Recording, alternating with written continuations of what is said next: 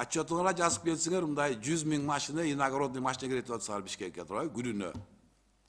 30 күн деле алчы, bir айылда, bir эле айдалалы. Ошондо 3 миллион машина кирет экен. Турабы? Күнүнө кирген машина айталы. Оюңарда бар ушул 3 миллион машинаны киргизбей, шаардын четине bir стоянка кылып ошол келаткан машиналарды калтырып коюп, ошол жерден жанагы автобус менен уюштуруп берсеңер ушу элге.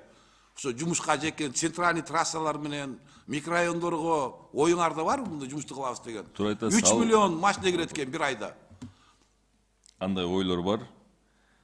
Ушу өткөндө да бир айтылып кетпеди, ушу эки автовокзалды четке чыгаруу депчи.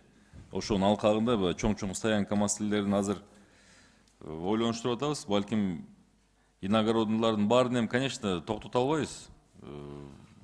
3 миллиондун баарын токтотуп кой деген жерибиз жок. Эми кызматка келгени бар экен, врачтар бар экен, мугандимдер бар экен, алардын пропуск жазып берип коелу. 3 миллиондун карашо 1 миллионуна берели булсат. Но bir 2 миллион ушу шаарга келаткандарды ушул базарга келгендер, продуктка келеттер, конокко келеттер.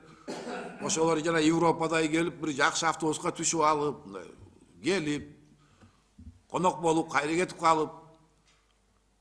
Силер шаарда жүргөн машина эсептеген жерим жок мен. Силер өзүңөрдүн отчетуңар боюнча айтып атам. 100 000 машина күнүнө кирсе, 3 миллион машина bir айда кирет экен.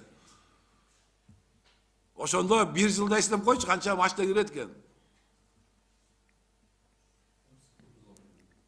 36 миллион машина 1 жылда шаарга кирет экен анда.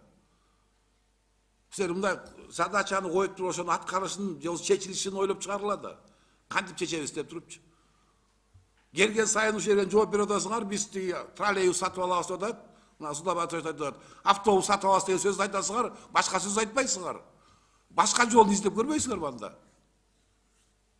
Альтернативный жолун издеп көргүлө. База албай калдык го уже. Шаардын ичи пробка болуп атат. Киргизбей койсок болот эле ушунун баарын тек.